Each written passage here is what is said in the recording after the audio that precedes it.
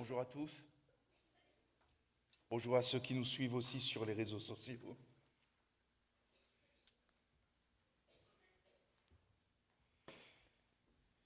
Si vous êtes comme moi, parfois vous êtes face à un interlocuteur et vous sentez monter en vous des pensées pas toujours très honorables.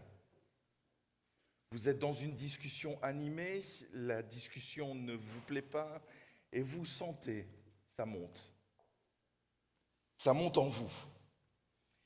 Et vous savez que si vous laissez celles-ci, donc les pensées qui prennent naissance en vous, prendre le dessus, elles vont se traduire en paroles.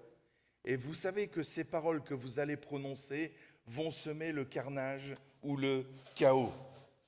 D'autres ne s'embarrasseront pas de ce qu'ils ressentent intérieurement et vont dire platement les choses, se moquant totalement de ce que vont créer les paroles, de ce que vont générer les paroles, mais ils seront soulagés de s'être libérés des paroles qu'ils auront prononcées. Vous avez des personnes qui sont extrêmement généreuses, qui passent leur vie à être miséricordieuses, à se donner, à faire du bien autour d'elles. Mais malheureusement, ces personnes ont parfois un caractère sanguin. Et avec deux mots qu'elles vont dire, anéantir tout le bien qu'elles ont fait pendant des années. Et malheureusement, les gens ne vont retenir que les deux mots que cette personne auront dites. Avec un mot, vous pouvez faire du bien, avec un mot, vous pouvez détruire. Je pense à ce centurion qui va venir auprès de Jésus et dire « dis seulement un mot ». Pas une phrase, dis seulement un mot et mon serviteur sera guéri. Les paroles sont toujours créatrices, tout le temps. Positivement ou négativement, mais toute parole est créatrice. Elles vont créer une réflexion, elles vont entraîner des émotions, elles vont entraîner une communication, un dialogue, elles vont entraîner des actions, elles vont entraîner de l'indifférence. De l'indifférence est une réaction quand même à une parole. Mais une parole est toujours créatrice, tout le temps. Il y a une puissance incroyable dans la verbalisation. Nos mots sont extrêmement puissants. Et c'est un principe biblique. Dès le début de la Bible, on voit que la parole, que le langage va être créateur et va prendre une importance importante, une importance dans la vie des gens, dans la société et dans le monde. Je suis convaincu que le monde a été pensé par Dieu. Dieu a pensé le monde, Dieu a réfléchi le monde. Le prophète Ésaïe dit que les pensées de Dieu nous dépassent totalement, que les pensées de Dieu ne sont pas nos pensées. Dieu, dans sa sagesse, a pensé le monde. Mais le monde est devenu monde à partir du moment où il a proclamé et où il a commencé à parler. Le monde n'est pas devenu monde tant qu'il était dans la pensée de Dieu. Le monde a commencé à devenir création lorsque Dieu a parlé. Dans le livre de la Genèse, au chapitre 1, nous voyons au verset 3, Dieu dit qu'il y ait de la lumière, et il y eut de la lumière. Verset 6, Dieu dit qu'il y ait une étendue entre les eaux pour séparer les unes des autres. Dieu fit l'étendue et sépara ainsi l'eau qui est au-dessus de l'étendue de celle qui est au-dessus. Cela se passa ainsi. Verset 9, Dieu dit que les eaux qui sont au-dessous du ciel se rassemblent en un seul endroit, que le sec apparaisse. Et cela se passa ainsi. Verset 11, Dieu dit que la terre produise de la verdure, de l'herbe à graines, des arbres fruitiers qui donnent du fruit selon leur espèce et qui contiennent leurs semences sur la terre. Et cela se passa ainsi. Verset 14, Dieu dit, il n'y a pas d'évolution. Ce n'est pas le monde qui évolue, c'est à chaque fois le fruit d'une parole de Dieu. Dieu dit, verset 14, qu'il y ait des luminaires dans l'étendue du ciel pour séparer le jour de la nuit. Verset 15, et cela se passa ainsi. Verset 20, Dieu dit que l'eau pullule d'animaux vivants et que des oiseaux volent dans le ciel au-dessus de la terre. Fin du verset 21, Dieu vit que c'était bon. Verset 24, Dieu dit que la terre produise des animaux vivants selon leur espèce, du bétail, des reptiles et des animaux terrestres selon leur espèce. Et cela se passa ainsi. Verset 26, puis Dieu dit, faisons l'homme à notre image, à notre ressemblance, qu'il domine sur les poissons de la mer, sur les oiseaux du ciel, sur le bétail, sur toute la terre et sur tous les reptiles qui rampent sur la terre. Verset 28, Dieu les bénit et leur dit, reproduisez-vous, devenez nombreux, remplissez la terre et soumettez-la. C'est fait, hein? On est plus de 7 milliards d'individus et l'homme, il a bien soumis la planète.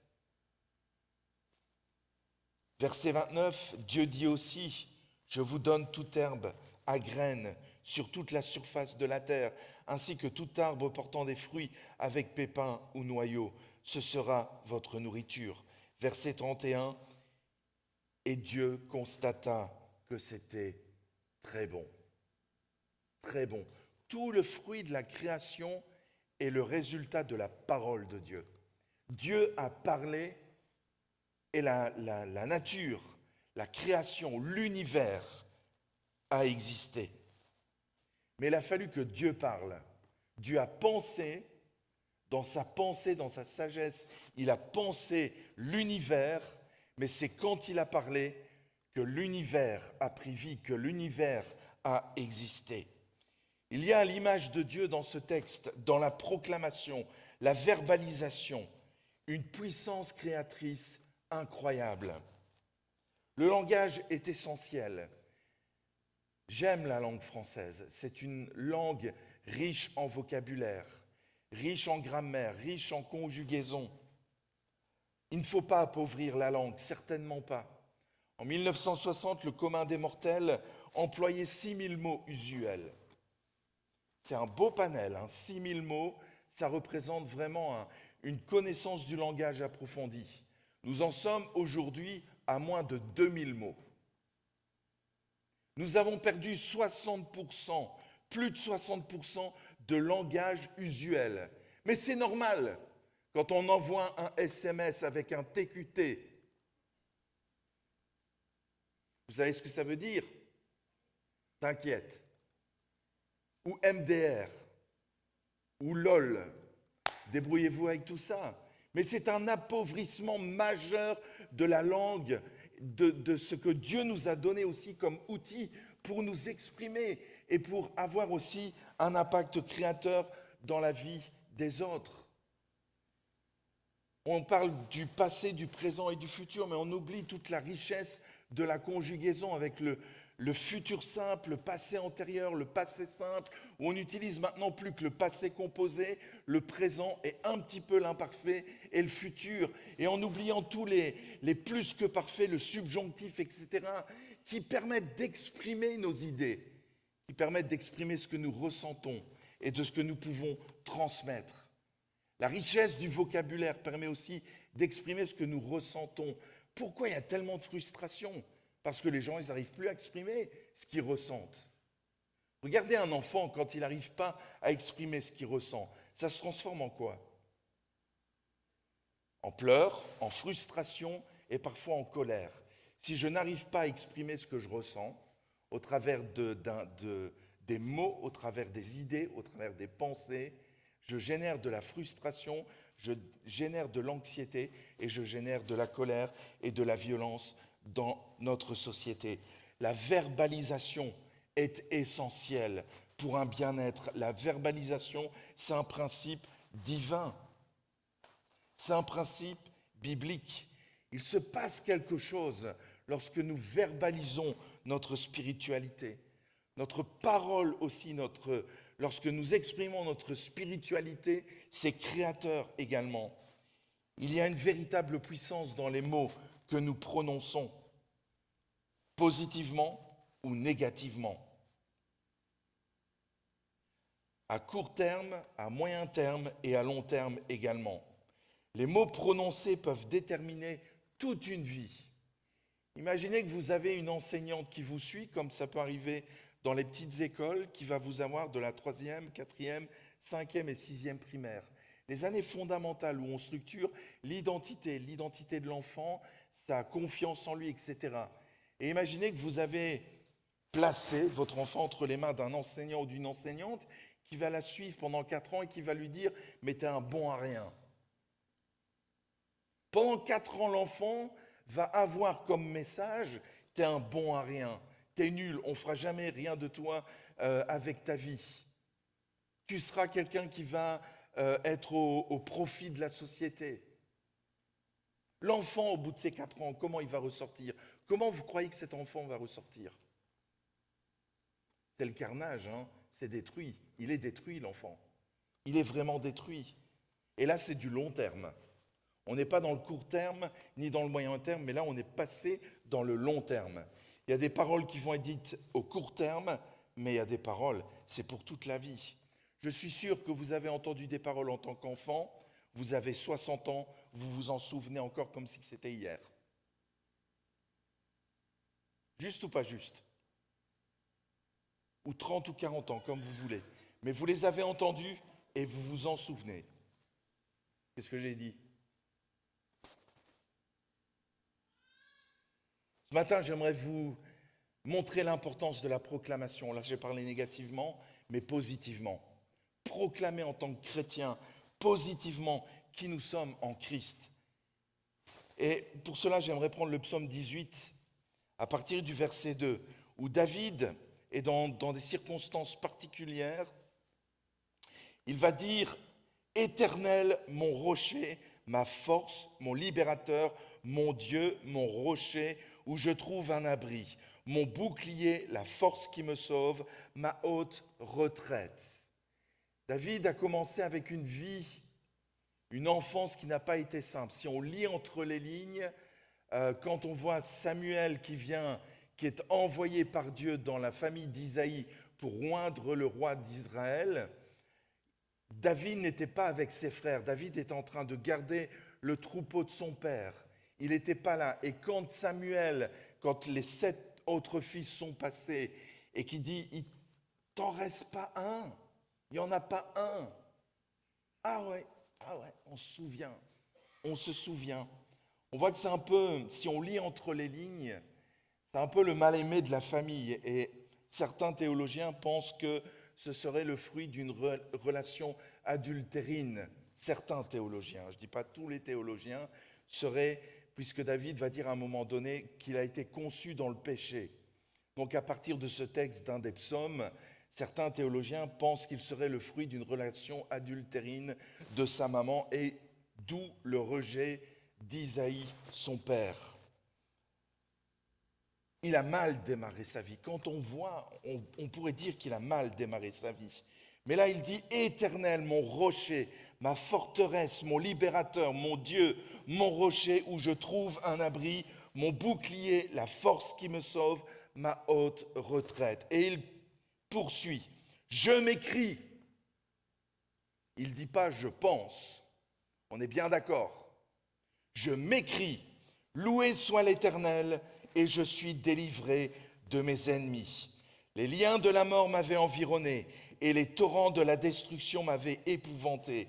Les liens du sépulcre m'avaient entouré, les filets de la mort m'avaient surpris. Dans ma détresse, j'ai invoqué l'Éternel. J'ai crié à mon Dieu. Il ne dit pas, j'ai pensé à Dieu, j'ai pensé en secret, en priant secrètement. J'ai invoqué l'Éternel, j'ai crié à mon Dieu. De son palais, il a entendu ma voix et mon cri est parvenu devant lui à ses oreilles. David a développé une véritable intimité avec Dieu. Il connaissait Dieu par son expérience de vie. Pensons à ce qu'il dit à Goliath. Il va dire « Le Dieu qui m'a libéré de la gueule du lion, de l'ours et du loup », si mes souvenirs sont bons, s'il y a ces trois animaux-là, me délivrera de tes mains. S'il dit ça, c'est qu'il a une expérience de vie. où il a dû se battre contre des lions, contre des ours, contre des loups pour défendre le troupeau de son père. Et oui, si vous allez un jour en Israël, rassurez-vous, il n'y a plus de lions en liberté. Ça n'existe plus, ils ont tous été massacrés. Mais ça existait à cette époque-là. Nous voyons dans les bas-reliefs assyriens et babyloniens les rois qui chassent les tigres et les lions dans des parties de chasse. Donc ça montre bien que ces régions-là, il y avait ces animaux, ces prédateurs qui étaient là. Il connaissait Dieu par son expérience de vie. Il connaissait Dieu par sa relation avec lui. Il connaissait Dieu parce qu'il avait pleinement confiance en lui. Il savait qui était Dieu. Je reviens au verset 2. Éternel, mon rocher, ma forteresse, mon libérateur, mon Dieu, mon rocher où je trouve un abri. Nous, on chante ces paroles-là. On les chante, on les récite. David les a écrits parce qu'il a connu son Dieu. Et nous découvrons Dieu comme David le découvre.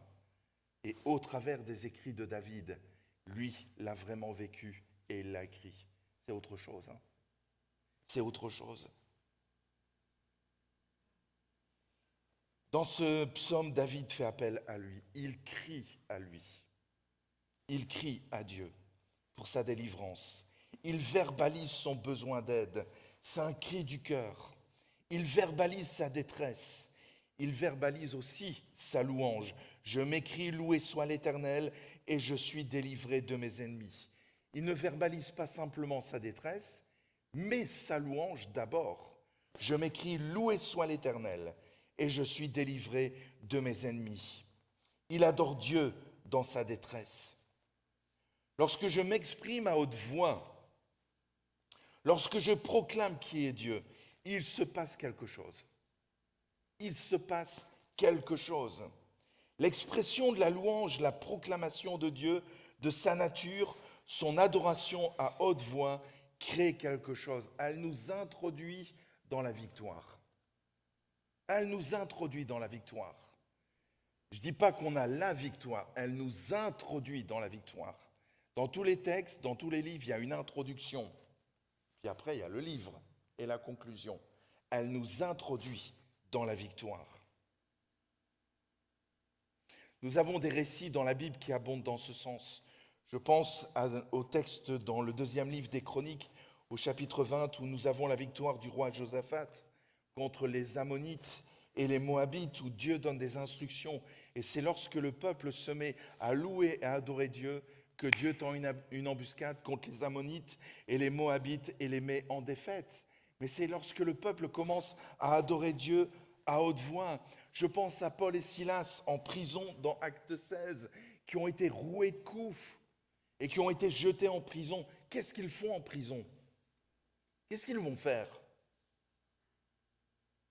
Qu'est-ce qu'ils font? Ils chantent les louanges de Dieu à tel point que les autres prisonniers les entendaient. Nous sommes allés à Philippe, en Grèce, avec une classe du collège, et on est allé sur le site présumé de la prison où étaient enfermés Paul et Silas. Qu'est-ce qui s'est passé? Il y a eu un tremblement de terre et Dieu les a libérés. Ils proclament la grandeur de Dieu. Ils ont été roués de coups, ils en ont pris plein la tête et ils proclament les grandeurs de Dieu. Ils remercient Dieu d'avoir été trouvés dignes, d'avoir été battus pour l'évangile. Pas de complainte, pas d'attitude miséreuse.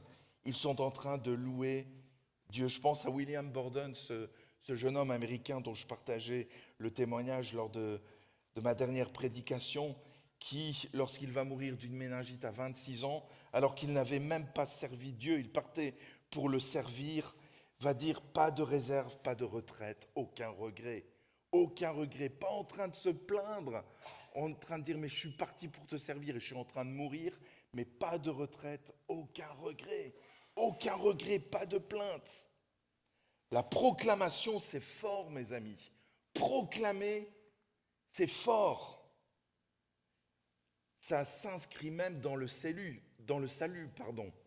La Bible déclare, si tu confesses de ta bouche le Seigneur Jésus, tu seras quoi? Tu seras sauvé. Si tu confesses de ta bouche le Seigneur Jésus, tu seras sauvé. Dans la proclamation, dans la verbalisation, il y a quelque chose de très fort. La proclamation fait appel à la foi, à la confiance, à la certitude. La proclamation, c'est public et ce n'est pas caché. Comme un baptême est public, c'est la proclamation. La personne proclame publiquement qu'elle a fait le choix de suivre Jésus-Christ pour toute sa vie. Nous devons transformer nos pensées pour les mettre en harmonie avec la pensée de Dieu. Nous devons rejeter les pensées qui ne sont pas agréées par la parole et rechercher à vivre la pensée de Dieu. Rappelons-nous que nous ne devons pas demander à la Bible de valider nos pensées. On est bien d'accord? C'est nos pensées qui valident la Bible. Ou la Bible qui valide nos pensées plutôt. Mais ce n'est pas nos pensées qui doivent valider la Bible, c'est la Bible qui valide nos pensées. Je sais que ce n'est pas facile. On est tellement influencé par le monde. Et c'est le cheminement de toute une vie. Parfois, nous n'y arrivons pas. Mais notre désir est de continuer et de marcher dans cette transformation, de laisser le Saint-Esprit faire son œuvre chaque jour. Je rappelle cette pensée de Thomas Merton, ce philosophe anglais qui a dit « Mais je crois, Seigneur, que mon désir de te plaire te plaît. Mais je crois, Seigneur, que mon désir de te plaire te plaît. » Le langage de Dieu, c'est la louange et l'adoration. Dans le ciel, H24, les anges louent et adorent Dieu. Dans l'éternité, mes amis, on va avoir une voix sanctifiée, on va retrouver des cordes vocales sanctifiées, on va avoir des corps glorifiés, on va passer l'éternité à louer et à adorer Dieu. Si vous n'aimez pas chanter, vous avez un souci, les amis.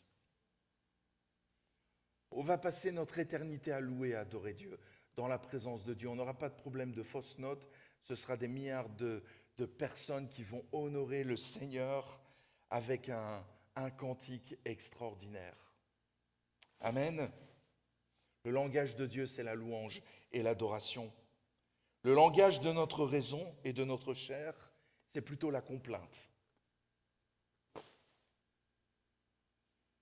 Ce sont nos pensées rationnelles qui nous empêchent d'être en communion avec Dieu. La Bible nous enseigne combien les pensées de l'homme sont éloignées de celles de Dieu. Notre désir doit être de tendre vers cette pensée divine en commençant par veiller à ce qui sort de notre bouche. Et ce qui doit sortir de notre bouche, c'est la proclamation, les proclamations de la grandeur de Dieu. Nos paroles ont une puissance et peuvent retarder le processus de bénédiction de Dieu. Vraiment. Regardez le peuple d'Israël. Traverser le désert pour aller d'Égypte en Israël, à pied, une bonne marche, il faut une bonne marche, mais c'est 11 jours en longeant la mer. 11 jours. Combien leur a-t-il fallu de temps pour de l'Égypte aller dans la terre promise? 40 années. 40 années. Pourquoi? À cause de leurs paroles, de leurs plaintes, de leurs murmures. Les plaintes et les murmures du peuple d'Israël ont retardé les promesses de Dieu. Comme un prédicateur a dit, il a fallu 40 années pour que l'Égypte sorte de leur cœur. Il a fallu quelques jours pour qu'ils sortent de l'Égypte, mais il a fallu 40 années pour que l'Égypte et la mentalité qu'ils avaient en Égypte sortent de leur cœur. Il y a vraiment une puissance dans les mots que nous disons, qu'ils soient négatifs ou positifs. Et lorsque nous adorons Dieu, lorsque nous louons Dieu, la proclamation de cette louange et de l'adoration nous introduit dans la victoire. Mes amis, soyez reconnaissants et exprimez-le. Soyez reconnaissants et exprimez-le. Ça s'appelle la gratitude. La Bible dit, et l'apôtre Paul dira à son ami Timothée, que dans les derniers temps, les gens seront ingrats. Et la Bible nous invite à la gratitude. Une épreuve n'est jamais anodine. Qui n'a jamais eu d'épreuve ici? Levez la main. Qui a eu des épreuves ici? Levez la main. Beaucoup d'épreuves, les deux mains. Et les autres fouillés dans les poches. Non, ça c'est un sketch. Ça c'est un sketch. Mais on a tous eu des épreuves, des maladies, des décès, etc. Une épreuve n'est jamais anodine. Et il y a toujours une leçon derrière. Toujours.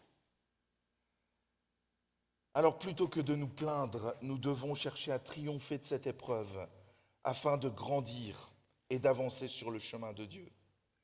C'est facile de chanter lorsque tout va bien, mais c'est beaucoup plus difficile lorsque tout va mal. On est bien d'accord. Pourtant, même dans l'épreuve, Dieu est présent à nos côtés et il nous soutient. Et il nous soutient. Dans le désert, l'Éternel prenait soin de son peuple. Si vous lisez Exode, Nombre, Lévitique, Deutéronome, vous voyez que Dieu a vraiment pris soin de son peuple. Vraiment. Mes frères, vous auriez fait des économies parce qu'il est dit que les vêtements ne se sont pas usés. Pendant 40 ans, vous imaginez? Pas faire les boutiques. Pas acheter de vêtements. Leurs vêtements ne se sont pas usés. Preuve que Dieu prenait soin d'eux dans tous les détails. Dans tous les détails. Il était présent, il était là. Il le nourrissait de la manne. Il le guidait le jour par une colonne de nuée et la nuit par une colonne de feu. Certaines personnes passent leur temps à se plaindre. Tout est sujet à remarque, à se plaindre. J'aimerais vous dire qu'un chrétien qui se plaint est avant tout un chrétien qui manque de gratitude. Je parle d'ingratitude car à force de regarder à ce qui ne va pas, il en oublie les bénédictions de Dieu. À force d'être toujours fixé sur le négatif, on oublie de voir tout ce que Dieu fait de positif pour nos vies. Je vous rappelle que même dans l'épreuve, Dieu pourvoit à nos besoins et il est à nos côtés. C'est le psaume 23. C'est le psaume 23, verset 4. Quand je marche dans la vallée de l'ombre de la mort, dans la vallée de l'épreuve, dans la vallée de la difficulté, je ne crains aucun mal car tu es avec moi, ta houlette et ton bâton me rassurent. Dieu est avec nous dans les épreuves. Il ne nous a pas abandonnés. Ce n'est pas parce que nous passons par des difficultés que nous avons été abandonnés par Dieu. L'épreuve, les épreuves de la vie sont là aussi pour nous faire grandir. Tant que tout va bien, nous ne grandissons pas. C'est dans les épreuves, les difficultés de la vie que nous apprenons à grandir, que nos caractères sont transformés à l'image de Dieu. Malgré les difficultés, Dieu est avec nous et nous n'avons rien à craindre. C'est tout le psaume 23. Quand je marche dans la vallée de l'ombre de la mort, je ne crains aucun mal car tu es avec moi. Oui, les épreuves, il faut les traverser. Mais en tant que croyants, nous n'avons rien à craindre parce que nous savons que Dieu est avec nous dans cette épreuve. C'est pour cela que j'ose vous dire que les plaintes sont une marque d'ingratitude. Nous qui sommes les enfants de Dieu, nous devrions sans cesse le louer et le remercier, même lorsque nous traversons des temps difficiles, puisque nous savons qu'il nous donnera la victoire. Amen. Plutôt que de nous apitoyer, nous devrions nous réjouir des merveilles de Dieu. Réfléchissez comment nous sommes bénis. C'est vrai que les temps se compliquent, nous le ressentons. Mais merci Seigneur pour la médecine. Merci Seigneur pour la liberté de culte. Merci Seigneur pour l'eau courante. Il y a plus de 2 milliards de personnes sur la terre qui n'ont pas accès à l'eau courante. Merci Seigneur pour la sécurité alimentaire. Comme je dis à mes élèves, aujourd'hui vous n'allez pas vous demander si vous allez manger. Vous allez poser la question à vos parents, qu'est-ce qu'on va manger? Qu'est-ce qu'on va manger? Et si ça ne plaît pas, parfois il faut faire quelque chose d'autre, parce que ça ne plaît pas à nos chères petites têtes blondes.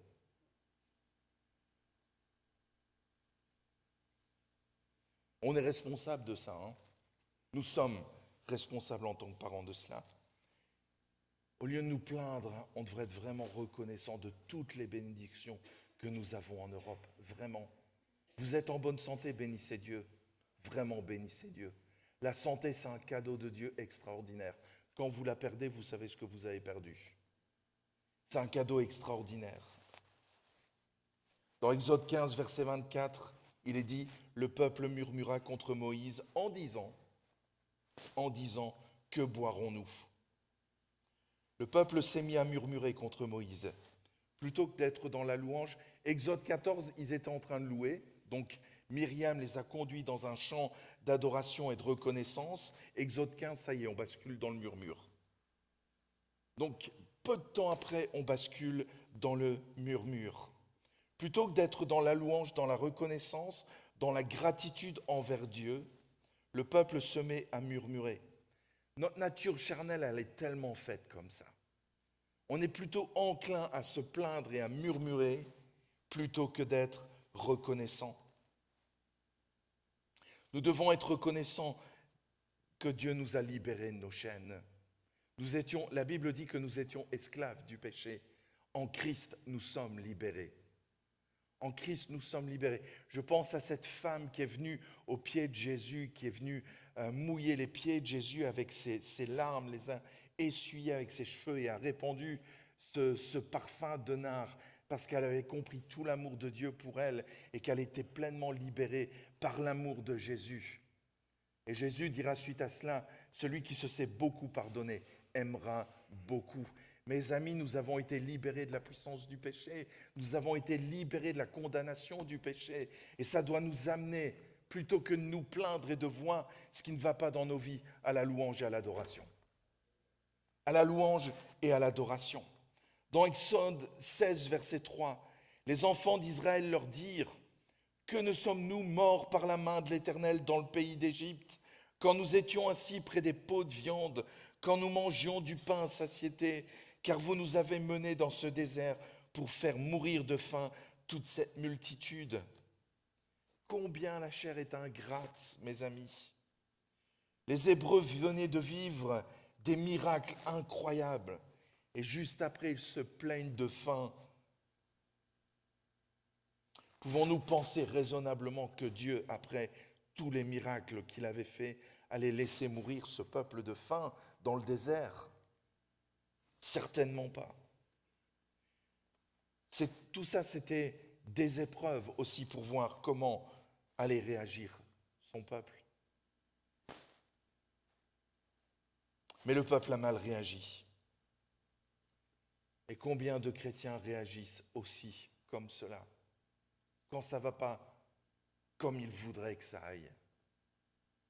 Vous savez, quand on dit « Seigneur, fais ta volonté », mais en fait, ce n'est pas « Seigneur, fais ta volonté », c'est « fais ma volonté ». Et quand Dieu ne fait pas notre volonté, alors on se plaint, on devient ingrat, on devient amer. Combien de chrétiens réagissent de cette façon? Finalement, c'est l'esprit du monde qui réagit en nous. Le peuple avait soif et Dieu va lui donner à boire. Le peuple avait faim et Dieu lui a donné chaque jour la manne qui descendait du ciel. Malgré tout ça, le peuple va continuer de murmurer. Il y a comme un voile sur leurs yeux, il y a comme un voile qui est là, qui doit être enlevé. Parfois, nous sommes énervés et nous savons que ce n'est pas bien. Nous savons que ce n'est pas ce que Dieu attend de nous. Parfois, on a envie de crier toute notre insatisfaction. Mais nous devons faire très attention à ce que nous faisons, car nous savons que ce que nous ressentons est souvent à l'opposé de la pensée de Dieu. Laisser libre cours à nos pensées et s'exprimer verbalement, parfois peut aller complètement à l'encontre de la volonté de Dieu.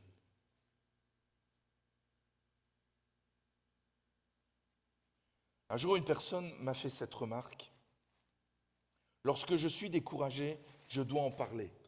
Cela m'aide de me confier. Je sais que ce n'est pas toujours facile de garder pour soi ces découragements. mais avons-nous confiance en Dieu? Plus nous parlons de nos découragements, et plus nous leur donnons de l'importance. Car n'oublions pas que nos paroles sont créatrices. Si je parle de mes découragements vont se nourrir et se nourrir et se nourrir, parce que nos paroles sont créatrices et vont les rendre réelles. La bonne attitude face aux mauvaises pensées, telles que le découragement, c'est de ne pas en parler, mais de les confier à Jésus et de ne pas oublier, compte les bienfaits de Dieu, mets-les tous les jours devant tes yeux, tu verras en adorant combien leur nombre en est grand. Pensez à toutes les bénédictions que Dieu vous a octroyées et continue de vous octroyer. Pensez que Dieu est aussi avec vous dans les combats.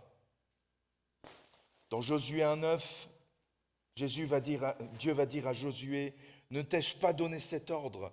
Fortifie-toi et prends courage. Ne t'effraie point et ne t'épouvante point, car l'Éternel ton Dieu est avec toi dans tout ce que tu entreprendras. En agissant ainsi, vous demeurerez en communion avec Dieu et vous recevez sa pensée. La parole de Dieu est là pour vous sortir de vos découragements. La meilleure source d'encouragement, c'est la parole de Dieu et la proclamation de celle-ci. Plus vous connaissez Dieu, à l'image de David, qui va dire « Dieu c'est mon abri, Dieu c'est ma forteresse, je peux compter sur lui ». Plus vous connaissez Dieu intimement, plus vous savez aussi que c'est une source de force pour tenir dans les combats. Nous réclamons souvent les miracles de Dieu, mais nous avons surtout besoin de maturité spirituelle également.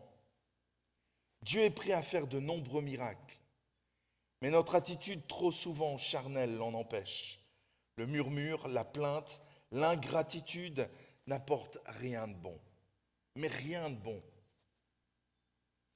Dans Nombre 21, relisez Exode, Nombre, et vous allez voir que les murmures, les plaintes, le mécontentement, c'est le parcours. C'est le parcours du peuple d'Israël pendant ces 40 années dans le désert. Dans Nombre 21, versets 4 et 5, ils partirent de la montagne de Hor par le chemin de la mer Rouge pour contourner le pays d'Édom. Le peuple s'impatienta en route et parla contre Dieu. On parle contre Dieu et contre Moïse. Pourquoi nous avez-vous fait monter hors d'Égypte pour que nous mourions dans le désert? Car il n'y a point de pain et il n'y a point d'eau. Et notre âme, écoutez bien ce qu'ils disent, et notre âme est dégoûtée de cette misérable nourriture. Ils sont dégoûtés du miracle quotidien que Dieu leur accorde. On peut imaginer ça. Le matin, ils n'ont qu'à se lever, à baisser, à ramasser la nourriture. Ils en sont dégoûtés. Et les termes qu'ils emploient sont vraiment violents. Dégoûtés de cette misérable nourriture. Ils préfèrent être esclaves et bien manger plutôt qu'être libres et voir le miracle quotidien. Cette misérable nourriture, c'était la manne de Dieu. C'était la manne que Dieu lui envoyait tous les jours. Le peuple s'était dégoûté des prodiges de Dieu.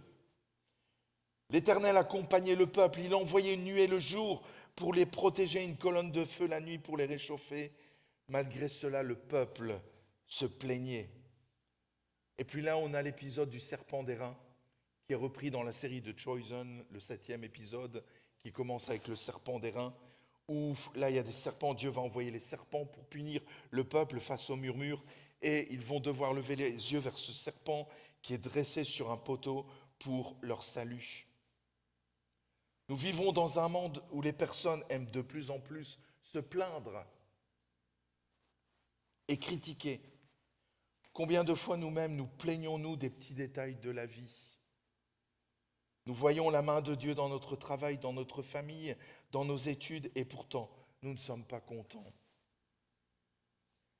Cette attitude ne résout rien et nous empêche d'évoluer. Ce matin, j'aimerais vous dire, proclamez la grandeur de Dieu, proclamez la beauté de Dieu, soyez des adorateurs verbalement, proclamez la grandeur de Dieu verbalement. Ouvrez votre bouche.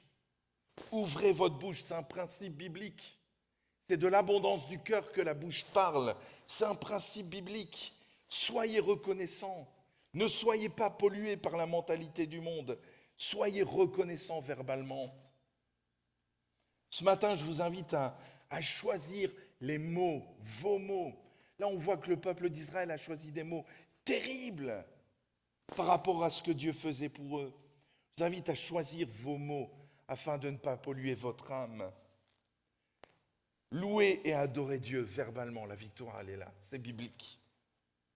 Sois reconnaissant, soyons reconnaissants, soyons des adorateurs en esprit et en vérité, mais des proclamateurs des bontés de Dieu, des proclamateurs des promesses de Dieu pour nos vies, sur nos vies et sur celles de nos enfants, de nos proches.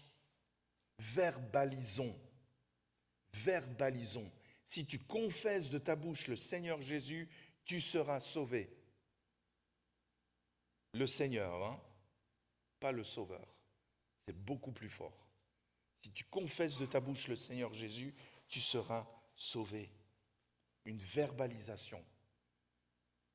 La spiritualité est marquée aussi par la verbalisation et pas que l'intériorisation. Il y a cet aspect de l'intériorisation, mais il y a la verbalisation qui est extrêmement importante. J'aimerais saluer ceux qui nous ont suivis sur les réseaux sociaux. Soyez bénis, je vous souhaite une bonne semaine à chacun et à chacune d'entre vous.